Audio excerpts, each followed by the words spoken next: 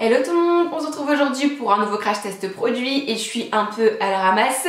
Je suis un peu en retard puisque c'est un produit que vous avez déjà certainement soit tout testé ou soit toutes déjà entendu parler des milliers et des milliers de fois, et moi ça me tenait trop à cœur de le tester. Vous allez voir, il s'agit du fond de teint Double Wear d'Estée Lauder. Honnêtement, ce fond de teint là, ça fait bien 5-6 ans que j'ai envie de les tester, 5-6 ans que je joue dessus et que je me dis oui, bah on verra plus tard. Le prochain que j'achète c'est celui-là, et en fait le prochain c'est jamais celui-là. Donc là je me suis dit que j'allais enfin le tester parce que vous êtes quand même nombreuses à m'envoyer des snaps, etc. en me demandant tu l'as testé, qu'est-ce que t'en penses et tout, et je dis bah non, pas encore. Alors ce produit là, c'est le fond de teint le plus vendu chez Lauder. Et il a environ 20 ans. Donc j'ai ma petite description, ils disent qu'il résiste à la chaleur, à l'humidité, à l'activité intense, qu'il assure une peau parfaite, une peau fraîche tout au long de la journée, 15 heures de tenue extrême, intransférable, et ils disent confortable, non gras, il contrôle l'excès de sébum. Double Wear ne fait qu'un avec votre peau pour un résultat impeccable. Ok, et ben c'est ce qu'on va faire, on va tester ça tout de suite. Alors, je vous avouerai que pour la teinte, je suis pas sûre de moi à 100%. J'ai pris la 2W2. Je pense que l'idéal ça aurait été la 1W1, mais elle n'était pas disponible et je reculais depuis trop longtemps. Donc au pire, elle sera un peu trop claire pour l'hiver et dans 2-3 mois, quand j'aurai quelques couleurs, peut-être qu'elle sera bien. Au niveau des teintes, c'est super facile. Alors, si vous achetez sur le site de Sephora, vous vous plantez, bah tant pis. Si vous achetez sur le site Estée Lauder, si vous plantez teinte, vous leur renvoyez, ils vous renvoient une teinte qui est adaptée.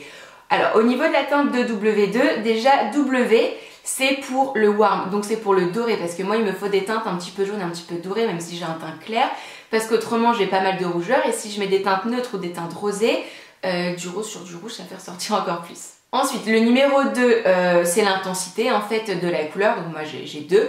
Et le 2W2, donc le deuxième petit 2, c'est la sous-intensité du jaune en fait. Donc là vous avez vu ma peau, bouton, bouton, bouton, contour de l'œil très foncé, très marron, encore un bouton. Donc on va voir si ça camoufle tout avec un résultat naturel.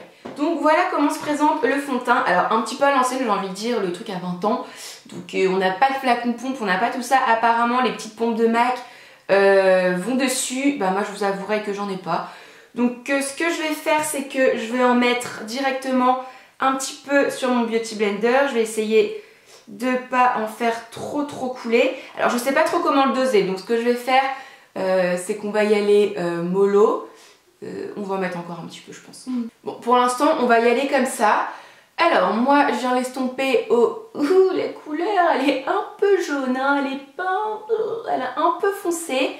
Bon, moi je vais appliquer ça au Beauty Blender en tapotant, comme d'habitude, comme avec tous mes fonds de teint. C'est très rare que j'utilise un pinceau.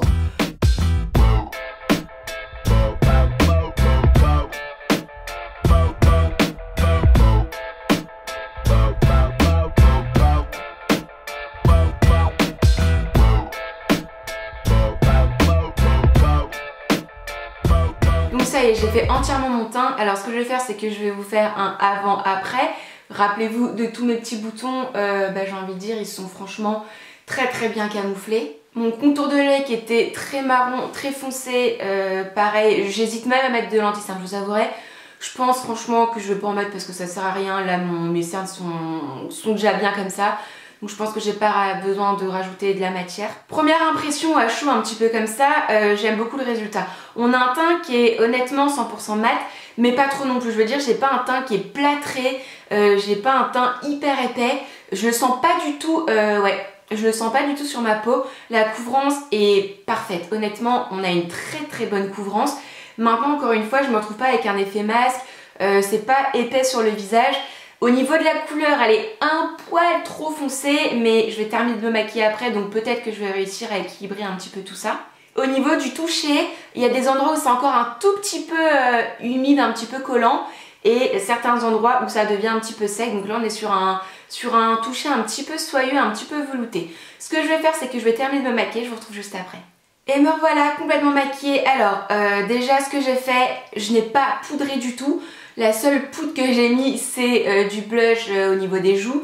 Après j'ai fait mes sourcils, mes yeux et mes lèvres comme d'habitude, mais j'ai même pas poudré ni la zone T ni rien du tout. Je n'ai pas mis d'anti-cerne parce que finalement je trouvais que c'était assez couvrant comme ça et que ça méritait pas une couche de produit en plus. Maintenant au niveau de la teinte, finalement une fois maquillée, je trouve que ça matche plutôt bien. On voit pas vraiment de différence avec mon cou, etc. etc. Donc non, franchement la teinte c'est pas mal. Certes la 1W2 aurait été plus adaptée. Bon bah maintenant j'ai le ton au-dessus, j'ai le ton au-dessus.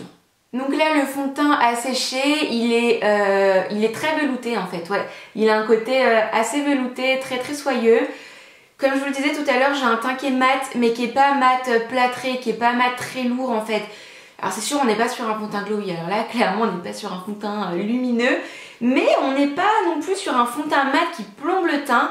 Non franchement pour l'instant je trouve le rendu, le résultat, le fini très très joli. Donc ce qu'on va faire c'est que je vais le laisser évoluer plusieurs heures, je reviendrai ce soir pour vous dire ce que j'en ai pensé, s'il a tenu, pas tenu, s'il a brillé, pas brillé, s'il a bougé, pas bougé, et s'il vaut le coup selon moi. À tout à l'heure. Et me revoilà, ça fait maintenant un peu plus de 9h30 que je porte le fond de teint sur mon visage. Donc je pense que pour faire un bilan, c'est ok. Honnêtement, je ne vais pas porter le fond de teint 15 heures, même s'il promet une tenue 15 heures, honnêtement. Je ne porterai pas 15 heures, je porte pratiquement jamais un fond de teint 15 heures, sauf exceptionnellement quand je me maquille le matin et que je sors jusqu'à tard dans la nuit, mais ça m'arrive pas trop en ce moment. Et bah écoutez, ce que je peux vous dire, honnêtement, j'ai pas grand chose de négatif à dire sur ce produit là. Je vous ferai des zooms et des close-up, mais mon teint en 9h30 n'a pas bougé. Je vous rappelle que je n'avais pas poudré, j'avais rien poudré, j'avais juste mis un petit peu de blush. Le fond de teint ne s'est pas déplacé, le fond de teint ne s'est pas oxydé, donc je ne suis pas orange ou quoi que ce soit. Au niveau des brillances, je ne brille pas, mais honnêtement, je brille pas d'un poil. Donc j'ai un teint qui est bien mat et pour autant, il n'a pas marqué mes zones de sécheresse qui sont en général localisées au niveau des sourcils, au niveau de la naissance des sourcils.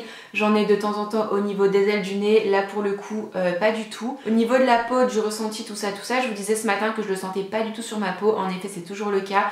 J'ai fait ma petite vie, je suis partie faire mes courses, tout ça, j'ai travaillé, je le sens pas sur la peau. Au niveau du toucher, c'est agréable, c'est un petit peu velouté, c'est pas collant, rien du tout. Aussi ce matin, dans la description, on a lu que c'était un fond de teint sans transfert. Donc ce qu'on va faire, c'est que j'ai pris un petit Kleenex blanc. Et ben on va voir tout de suite si ça transfère ou pas. Vous savez, ça c'est le genre de truc désagréable quand on a une écharpe ou un col roulé de couleur claire et qu'on se retrouve avec du fond de teint, des traces bien dégoûtantes. Et ben écoutez, promesse tenue, on va retester. Promesse tenue, bon, je vais pas frotter non plus, hein, parce que dans la vraie vie on fait pas ça avec nos vêtements. Mais ouais, bah j'ai envie de dire vraiment pas de transfert. Vraiment pas de transfert. Petit mot de la fin pour clôturer cette vidéo, fond de teint que je trouve vraiment très très bien. Limite, je regrette de ne pas l'avoir acheté plus tôt en fait. Pas de transfert, très bonne couvrance, très bonne tenue, ne brille pas, ne fait pas sortir les zones de sécheresse. J'ai même pas utilisé d'anti-cerne tellement je trouve la couvrance vraiment bien. Bref, honnêtement, rien à redire. Seul petit bémol, c'est au niveau du flacon, pas le flacon en lui-même, mais le fait qu'il n'y ait pas de flacon pompe. Parce qu'au début, vu que c'est un fond de teint très couvrant, on peut avoir un petit peu de mal à doser, mais c'est le seul bémol. Voilà les filles, ma vidéo est maintenant terminée, donc n'hésitez pas à me dire en commentaire si vous avez déjà testé son teint, si vous l'aimez, si oui, sinon, et sinon pourquoi. Et si jamais vous ne l'avez pas encore testé, bah peut-être que ça vous aura donné envie, je sais pas. En tout cas, je vous fais plein de gros bisous et je vous dis à très vite. Bye!